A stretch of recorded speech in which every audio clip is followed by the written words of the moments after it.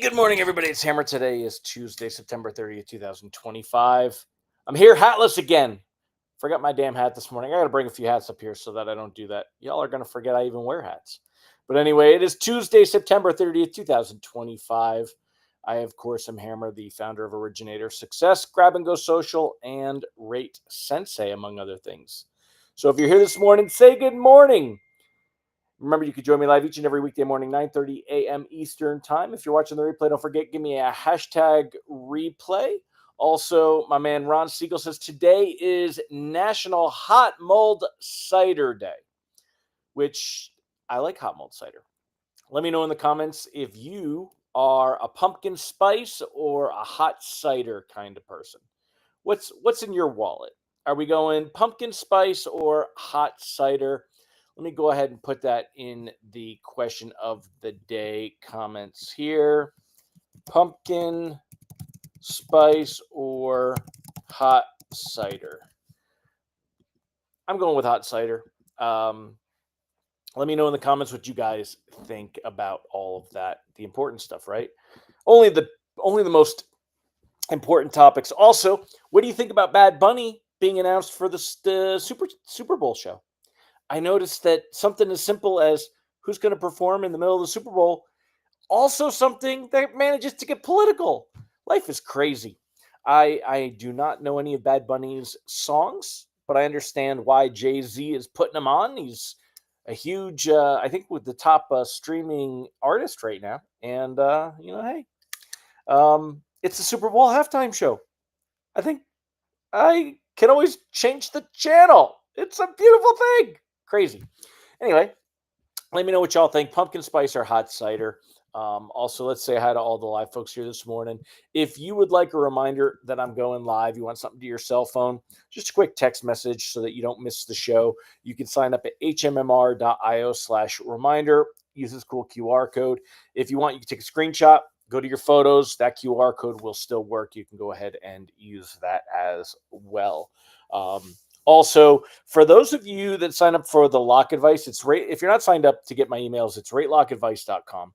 If you are signed up for the emails and you're not seeing them, I'm sending them from the Rate Sensei domain and the wonderful world of email deliverability. Maybe go into your spam folder. If you work at, if you've got to go into your lender address, whether you're a broker or lender, whatever, but if you got to go into a work address, the Mailcast and Mimecast and Barracuda and stuff, you may have to tell your IT team to whitelist ratesensei.com, that domain, in order to get the emails. But definitely check for them in your junk and spam folders and let me know.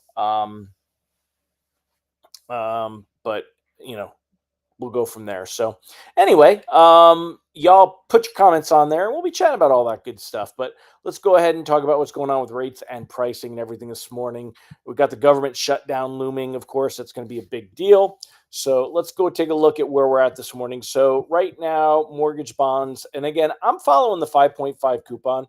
I know that sometimes people get confused on this. So let me just take a quick minute in case, for those of you that have been around a long time, it's a refresher. For somebody a little bit newer, the mortgage-backed security, you is Universal, ever since Fannie and Freddie are now in one coupon. Universal mortgage-backed security 5.5, right? So this is basically the rate that the coupon is paying out. And again, I'm going to oversimplify things, but and there's different coupons. So right now, like Matt Graham and MBS Highway, they've got that star. See this little star right here? They've got the star next to the 5.0, which means that that's the one that he says is the primary coupon to follow. Generally, he's looking at the trading volume. Notice that coupon is up 7 basis points this morning. Take a look at the shape of the coupon. Down, comes up around 10 o'clock, improves a little bit on the day. This is what you call trading chatter. We're going to ignore that. And then it's up and down a little bit, right? Now, I'm going to go ahead and change the coupon back to the 5.0, which is what I'm tracking. And you see that the shape really doesn't change much. Still down, still up, still started the day a little bit higher, and still a little bit lower. Also, instead of being up 7 basis points, you're up 4 basis points. You're generally not going to see a big difference between the coupons. And it really doesn't matter which one you're following if for a general idea of how bonds are doing. I'm following the 5.5 because generally you're pricing at 0.75 to 1.25 above the coupon. So 5.5 and 7.75 would put us at six and a quarter. So you're generally pricing from six and a quarter up to 5.5 plus one would be 6.5, and a quarter would be 6.75. So you're generally pricing from six and a quarter to six and three quarters on that coupon. You can price the 5.0 coupon right now, but this is just consistency with how we've been tracking everything. There's really not a big difference. Also, the 10-year Treasury stays exactly the same. So take a look though. The 10-year Treasury yield, we did peak out. See it right here. We hit. Remember, for the 10-year, up is bad. Oops, sorry. Up is bad. We don't want up. Up is for yield. That's bad. So we don't like that. Whereas when you look at mortgage-backed securities, up is good, that's green, and we smile when we get green, right? So that's what you've got going on here. Now if we take a look at the at the 10-year Treasury yield, we capped out on Friday, and then Monday we were down a little, Tuesday we're down a little. The 10-year has dropped a little bit. On Friday, it ended the day at 4.18, 4.18, and right now we're at 4.13. We would round this off. So we're 0.05, so 5 basis points different there. And because it has moved down, that's what we want to see. That's to the good. Okay, so that's generally going to give us a direction of which way bonds are going. Over here, you can see mortgage-backed securities, and we hit our worst level right here, kind of hit that level, and now we've bounced up, and they're moving up a little bit. So I have been in a locking stance. I eased off on that yesterday when we did the text alert. I said, let's hold off and see kind of where things are. There wasn't an urgency. Right now, mortgage bonds getting a little bit of a boost, and the 10-year Treasury yield bonds altogether getting a little bit of a boost because of the fact of the government shutdown, right? And how the government shutdown is basically, what effect that's going to have. Now, one of the things I did not get a chance to I didn't even remember. Yesterday, Sean Segaloff said to me, "Hey, is it true that if we have a government shutdown, there won't be the BLS jobs data on Friday?" That's absolutely true. The Bureau of Labor Statistics is not considered a essential part of the government for keeping it open in a government shutdown. So there would be no BLS jobs data report on Friday. I should have actually been on my game and talked about that yesterday, and I did not even think about it. So thanks, Sean, for reminding me of that. And of course, it's all in the headlines today. If we take a look at the headlines, you'll see that it's on there as well. So, and if we go ahead and take a peek over here, you've got Reuters, Wall Street left in the dark on U.S. data if the shutdown happens. U.S. employment data set for a delay in a shutdown. Other data, including the CPI, because remember, that's also from the Bureau of Labor Statistics, could be at risk depending on the length of any shutdown. The Fed widely expected to cut rates at the end of the October meeting. And yes, that is still the case. Right now, when we look at the October meeting, it is even higher than it was yesterday. 92% expectation that we're going to see a Fed rate cut in October. And in December, it's up to a 70%. Yesterday, it was around 60% when we did the show, and it moved up through the day, and now it's around 70%. So that's a big, it's moving in that direction, and you're seeing that it's not the reason for the improvement, but it's expected. What's also happening here is the idea that if we do get a government shutdown, it's going to slow down the economy. So when you take a look here, like how would a government shutdown affect the economy? What happens to the employees? The essential ones stay at work. The non-essential ones are furloughed. However, of course, this time around, more complicated because Donald Trump has talked about firing people. Again, somebody on Facebook, was like, "Hey, I don't like it when you get into the political thing." I've got opinions and I'm going to share them. I don't mind telling y'all I voted for Donald Trump because I voted for Donald Trump. Doesn't mean that I like all of the policies, and I don't like these people that are catching strays. That's what I call it. Basically, it's the idea of if there's shooting and somebody gets hit with a stray bullet, the federal employees Could you imagine having to worry right now about being fired because the Democrats and Republicans are fighting? And that's what it is. It's two entities that are fighting with each other, are parties. Um, it's just remember, there's real people involved on this stuff. So also, everyone else not going to get paid. Military families still going to be, still in the military. They will get their money when the government shutdown is over. But in the meantime, hopefully they've got at least a little bit of savings because they're not going to get paid. So a lot of people live paycheck to paycheck. There's a lot at stake here. And I don't feel, I said this yesterday, and I'm standing by my statement. I don't feel like this is truly for the American people. I don't feel on either side it's truly for the American people. I feel like it's like saving face, and they're more worried about the optics of who's going to be blamed than the actual people that are affected. And I think it's disgusting. I really do. How it'll affect the economy overall, it's going to create a little bit of a havoc there. So that's why you are seeing bonds move over to safety. I'll go ahead and yes, George. I'll go ahead and George. I'm trying to do the show. Lay down. Thank you. I will go ahead and put the lock advice up on the screen. But the idea here is we can cautiously float for now because we could see rate sheets improve a little bit. And let me show you real quick where rate sheets. The last week we have seen almost no movement at all in rate sheets. I mean, take a look at this. You're looking at 6.38, 6.38, 6.39, 6.37, 6.37. I mean, overall, since after the Fed meeting when rates went up, remember, pre-Fed meeting, here was the lowest. It went up the next day, and it never really, this was an anomaly. I still think this is not even, if you got rate sheets like that, it was a unicorn because we were at 6.25 and then went to 6.22. And then after the Fed meeting, things went up to 6.37. The Fed meeting was on the 17th. If I remember correctly, I'd have to look at the calendar. I'm pretty sure it was on the 17th though. Let's take a look at when rates. Yeah, that was the 17th. So, and you saw it right here in bonds, and then the effect that it has on rate sheets and where we're at with that there. 6.37, 6.35. I mean, this was all, we've been about the same. There's really been, and I've been in a locking stance because there hasn't been any real room to improve from here. And if there's not room to improve, you're generally only going to get worse, not better. If there's not room to improve, you don't want to necessarily take the risk. Now, you're not seeing a strong reaction. Bonds aren't up 20 basis points this morning. However, we do see that 10-year Treasury yield falling quite a bit. The spread a little bit wider between the 10-year and mortgage-backed securities today. That'll tighten up a little bit, and you'll see mortgage-backed securities improve a little bit. So, but you need to keep a finger on the trigger. Be ready to lock. If we do see a last-minute announcement, you may see stocks rally, and it means we could lose some ground on rate sheets, and that could put some reprice risk on the day. So just keep that in mind and be aware of all of that. So other stuff, just looking at, kind of what they say. Treasury set for third quarter of gains as the shutdown looms. Treasuries were poised to close out a third straight quarter of gains.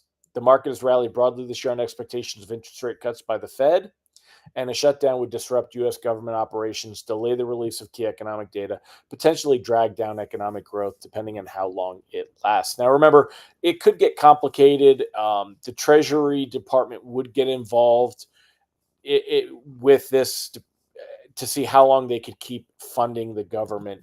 Who was it that was the Treasury Secretary last time around? I'm trying to remember. Was it Yellen? I didn't think it was Yellen, but the last time when we really had to keep things going, it was a bigger one. So let's see what y'all have to say. Sorry, I was going to bring my big computer rig back up here with the dual monitors and kind of get back to a regular routine, but I'm still on the little computer. It's raining, so I couldn't bring it up this morning. Eric says, it looks like the federal government will likely shut down on 10/1. Get ready for some scary sounding GDP loss numbers. Don't believe them. Once the government reopens, all the missed paying bills get covered. When the initial hit sounds bad, most of it gets recouped. At worst, shutdowns cost $1 billion a day.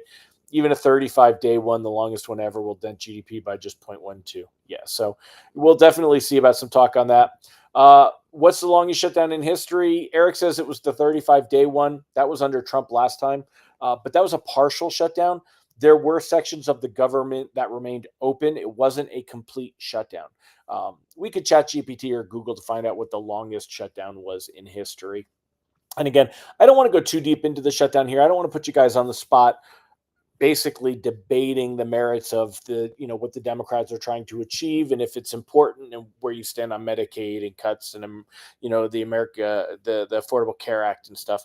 None of that really matters because we're talking about the mortgage rate side. The mortgage rate side, you're going to see rates do okay with all this. So air traffic controllers must work, but their checks are delayed. I know, and again, I don't get that. Military and seniors get paid. Are you sure? Because I read in one of the articles, maybe the military does not get paid during the government shutdown. Doesn't firing have added costs? Absolutely, especially when you'll have people that will likely sue for cause. I mean, I don't like the firing thing. I won't go too deep on it because we're gonna get deep into the politics of it. But trying to take advantage, all that is a pressure move to make somebody look bad. And again, these are real people's lives that are catching strays on this, and I just don't agree with it. Um, Historically, Randy, the shutdowns generally will see mortgage pricing improve a little bit because it generally favors bonds. Stocks will tend to settle a little bit. Traders will put money into bonds because it creates volatility. In the past, we saw a lot more of a flight to safety. You don't see the flights to safety like we used to. So right now, mortgage bonds are improving a little bit. Come on, dude, you can't be getting all over the pooter. Um, they're improving a little bit, but not anywhere near like what we did. Who picks the Super Bowl program? Ultimately, the NFL, but the NFL has hired Jay Z's company to bring in talent for the Super Bowl. So um, and we can go that way. Does anyone else have any questions about bonds, rates, pricing, locking? Again, cautiously floating everything right now because we want to see where it goes, and we may get a little bit of improvement, but not a lot. Ultimately, though, I still have a lock bias as we move through this and progress. Let's see where the government shutdown goes. Um, when we do get the jobs data, there's not a lot of room for mortgage pricing to improve from here. And that's the thing to remember. And if we do get a report that does come in showing some kind of strength, even if it's headline strength, and if you dig deeper and you see the cracks in the foundation, if we see headline strength, if unemployment were to improve even a tick, that's going to cause bonds to lose ground. So just remembering that you've got more of a chance to see things worsen than improve. Go ahead, go play. You hear it, go play. Go play. So even though that we see that, that's why there's not a lot of room for bonds for rate sheets to improve from here. Rates are generally not going to go much lower. And we've had that little tick where we had 1 or 2 days where rate sheets were really, really, really good. And then they're back up again. And, that was about an eighth of a point in rates for that move. Arguably a quarter point for a day. That was a big move, but we're back in that range. Is the IRS essential? We'd have to Google that. I don't remember. I don't think most of them are. I don't think most of them are because arguably, like what Ron has said before, um, you know, who isn't essential? If they're not essential, why do we have them, right? Ron says active military has delayed payment, retired military and seniors get paid. Is that as part of a mandatory system? Okay, that would make sense then. So there's a little bit more of that. But either way, I mean, enough people are going to be affected. In active military, people that have VA loans and are on bases and stuff and mortgages to pay, it's a crappy thing, man. I mean, it really is a crappy thing, and it's not good for people to have to deal with that regardless. So hopefully, but as far as where rates are going, there's not a lot of room for rates to improve. Blocking for protection is not a bad move. If you cautiously float, though, we could see rates improve for a day or two as we see where this government shutdown goes. And if we don't get Friday's jobs data, we could see rates continue to kind of track a little bit lower, slightly better pricing. And if we're majoring in the minors, we're fighting for the little wins right now. You're not going to see rates make a big jump or a big drop, but it's a little bit. So Ron is also chiming in. The IRS is generally considered non-essential. Like I said, that backs up what I said before too. So, all right. Well, anyway, that's it, my friends. If you'd like to find out more about my products, if you want something to help you to build your online brand, get found in Google search, get found in AI search, help you to generate reviews, Google reviews. Plus, we have our own review platform that helps you to get loans. Plus, we send out content. We'll be sending out our Keep in Touch campaign today or tomorrow, which will go out in front of past clients. We'll be talking about what's going on in events and help bring up some loans. Check out Originator Success. Go to originatorssuccess.com. Check out the demo overview and schedule a demo with Austin and see what it's about. It's a few $100 a month, but I'll tell you, you get loans from it. It gets loans. That's the thing. It shouldn't cost you money. It makes you money. Also, check out Grab and Go Social, and pretty soon Rate Sensei. So we're cleaning things up and getting things done. Um, yeah, I'm with you, Ron. I just Holly said it. Her husband is retired, disabled, military, and he'll get his pension. That's good, Holly. That's good. Um, there's no good reason for a debt ceiling. It's just for negotiating by the out party. They never stick to it. They keep raising it, but just the whole thing is broken. And how the leverage used in the the Congress, it's been that way for decades, but it's definitely chaotic. So, all right, my friends, so I'm going to wrap it up. I hope you all. It's only 15 of you on this morning, so I must be boring today. I'm sorry. I hope you all have a fantastic day. Thank you for joining me. I'm sorry if I was boring. If you don't think I was boring, let me know because my feelings hurt now because there's only 14 people on. But otherwise, I'll catch you guys tomorrow. Make it a great one. Bye bye.